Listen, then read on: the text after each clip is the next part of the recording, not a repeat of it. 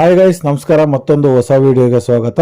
ನೀವಿನ್ನೂ ನಮ್ಮ ಚಾನಲ್ಗೆ ಹೊಸಬರಾಗಿದ್ದಲ್ಲಿ ದಯವಿಟ್ಟು ಸಬ್ಸ್ಕ್ರೈಬ್ ಮಾಡಿ ಹಾಗೂ ನಮಗೆ ಸಪೋರ್ಟ್ ನೀಡಿ. ಮಂಗಳೂರಿನ ಹತ್ತಿರದ ಕುಗ್ರಾಮವೊಂದರಲ್ಲಿ ಜನಿಸಿದ ಈ ಬಾಲಕನು ಒಬ್ಬ ಸಾಮಾನ್ಯ ಹಣ್ಣಿನ ವ್ಯಾಪಾರಿಯ ಮಗನಾಗಿದ್ದು, ಈ ಬಾಲಕನು 14ನೇ ವಯಸ್ಸಿಗೆ ಮಂಗಳೂರಿನಿಂದ ಬಾಂಬೆಗೆ ಹೋಗಿ ಭಾರತದ ನಂಬರ್ 1 ಐಸ್ ಕ್ರೀಮ್ ಕಂಪನಿಯನ್ನು ಸ್ಥಾಪಿಸುವ ಮೂಲಕ the man of ice cream ಎನ್ನುವಂತಹ ಪಟ್ಟಕ್ಕೆ ಈ ವ್ಯಕ್ತಿ ಕೊಡ್ತಾನೆ. ಅಂದು ಭಾರತದಲ್ಲಿದ್ದ ಹಲವಾರು ವಿದೇಶಿ ಐಸ್ ಕ್ರೀಮ್ ಕಂಪನಿಗಳಿಗೆ ಸೆಡ್ಡು ಹೊಡೆದು ಇಂದು 400 ಕೋಟಿ ನೆಟ್ವರ್ತ್ ಅನ್ನು ಹೊಂದುವ ಮೂಲಕ ನಂಬರ್ 1 ಐಸ್ ಕ್ರೀಮ್ ಕಂಪನಿಗಳಲ್ಲಿ ಒಂದಾದ ನ್ಯಾಚುರಲ್ ಐಸ್ ಕ್ರೀಮ್ ಕಂಪನಿಯ ಸಂಸ್ಥಾಪಕರಾದ ರಘುನಂದನ್ ಕಾಮತ್ ರವರು ಇನ್ನಿಲ್ಲ.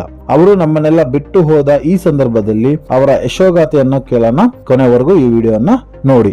ಇವರಿಗೆ ಕೇವಲ 14ನೇ ವಯಸ್ಸಿಗೆ ಜೀವನದಲ್ಲಿ ಏನನ್ನಾದರೂ ಸಾಧಿಸಬೇಕು ಎನ್ನುವಂತಹ ಮಹದಾಸೆಯಿಂದ ಇವರು ಮಂಗಳೂರಿನಿಂದ ಮುಂಬೈಗೆ ಹೋಗಿ ಅಲ್ಲಿರುವ ದೂರದ ಸಂಬಂಧಿಯೊಬ್ಬರ ಹೋಟೆಲ್ ಒಂದರಲ್ಲಿ ಕೆಲಸಕ್ಕೆ ಸೇರಿಕೊಂಡು ತಮ್ಮ ದೈನಂದಿನ ಜೀವನಕ್ಕಾಗಿ ನೆಲೆಯನ್ನು ಕಂಡುಕೊಳ್ತಾರೆ. ಆದರೂ ಅವರ ಮನಸ್ಸಿನಲ್ಲಿ ತಮ್ಮದೇ ಆದಂತಹ ಒಂದು ಸ್ವಂತ ಉದ್ಯಮವನ್ನು ಸ್ಥಾಪಿಸುವ ಮಹತ್ತರವಾದ ಬಯಕೆ ಇರುತ್ತದೆ. ಆದ್ದರಿಂದ ಅವರು ಸ್ವತಃ ದುಡಿದ ಹಣವನ್ನೆಲ್ಲ ಕೂಡಿಟ್ಟುಕೊಂಡು ಅವರದೇ ಆದಂತಹ ಸ್ವಂತ ಉದ್ಯಮವನ್ನು 1984ರಲ್ಲಿ ಶುರು ಮಾಡ್ತಾರೆ.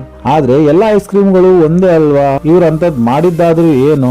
ಇವರನ್ನ ice cream man of India ಅಂತ ಕರೆಯೋ ಕಾರಣವಾದ್ರೂ ಏನು?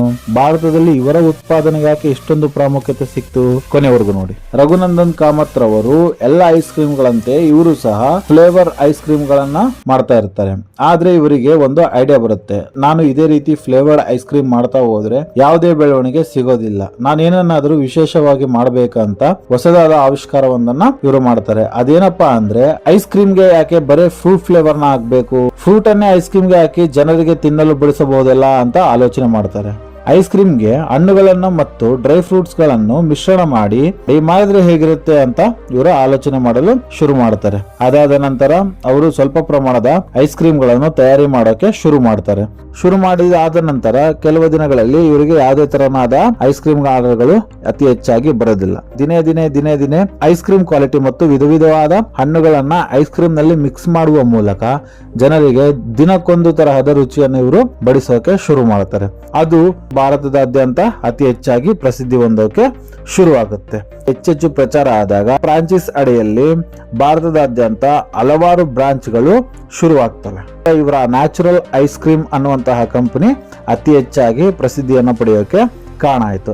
ಇವರು 2017ರಲ್ಲಿ ಈ ಸಂಸ್ಥೆಯನ್ನು ಮರು ಬ್ರ್ಯಾಂಡಿಂಗ್ ಮಾಡುವ ಮೂಲಕ ಟೇಸ್ಟ್ ದ ಒರಿಜಿನಲ್ ಎನ್ನುವಂತಹ ಟ್ಯಾಗ್ ಲೈನ್ ಕೊಡುವ ಮೂಲಕ ಮತ್ತಷ್ಟು ಪ್ರಸಿದ್ಧಿಯನ್ನು ಮಾಡ್ತಾರೆ. 1984ರಿಂದ 2022ರ ಅವಧಿಯ ಈ ಕಂಪನಿಯ ಸರಪಳಿಯಲ್ಲಿ 11 ರಾಜ್ಯಗಳಾದ್ಯಂತ 18 ನೇರ ಮಾಲೀಕತ್ವದ ಅಂಗಡಿಗಳು ಮತ್ತು 119 ಫ್ರಾಂಚೈಸ್ ನಡಿಯಲ್ಲಿ ಬರುವಂತಹ ಬ್ರಾಂಚ್ ಗಳನ್ನು ಇವರು ಹೊಂದಿರುತ್ತಾರೆ.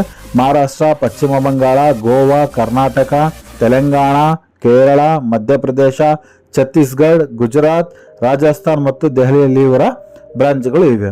ಕೇವಲ 10 ರುಚಿಯ ಐಸ್ ಕ್ರೀಮ್ ಗಳಿಂದ ಶುರು ಮಾಡಿದ ಇವರ ಈ ಸಂಸ್ಥೆಯು ಇವತ್ತು 125 ಬಗೆಯ ಐಸ್ ಕ್ರೀಮ್ ಗಳನ್ನು ಹೊಂದಿರುವಂತಹ ಒಂದು ಮಹದಾದ ಸಂಸ್ಥೆಯಾಗಿದೆ. ಪ್ರತಿನಿತ್ಯವೂ ಜನರಿಗೆ ತಿನ್ನಲು ಕೊಡುವಂತಹ ಐಸ್ ಕ್ರೀಮ್ ಗಳು ಕೇವಲ 25 ರೀತಿಯ ಫ್ಲೇವರ್ಡ್ ಐಸ್ ಕ್ರೀಮ್ ಗಳಾದರೆ ಇನ್ನ ಮಿಕ್ಕಿದ 100 ಫ್ಲೇವರ್ ಐಸ್ ಕ್ರೀಮ್ ಗಳನ್ನು ಆ ಕಾಲಕ್ಕೆ ಅನುಗುಣವಾಗಿ ಇವರು ತಯಾರಿ ಮಾಡಿ ಮಾರಾಟ ಮಾಡ್ತಾರೆ.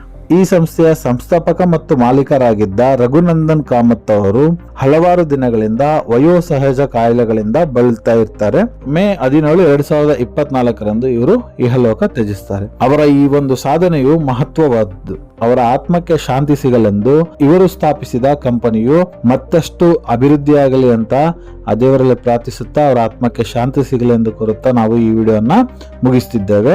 ನಮ್ಮ ವಿಡಿಯೋ ನಿಮಗೆ ಇಷ್ಟವಾಗಿದ್ದಲ್ಲಿ ಕೂಡಲೇ ಸಬ್ಸ್ಕ್ರೈಬ್ ಮಾಡಿ, ನಮ್ಮ ವಿಡಿಯೋನ ಶೇರ್ ಮಾಡಿ, ಲೈಕ್ ಮಾಡಿ, ಕಾಮೆಂಟ್ ಮಾಡಿ ಹಾಗೂ ನಮ್ಮ ಚಾನಲ್ಗೆ ಸಬ್ಸ್ಕ್ರೈಬ್ ಮಾಡಿ. ಮತ್ತೆ ಸಿಗೋಣ. ನಮಸ್ಕಾರ.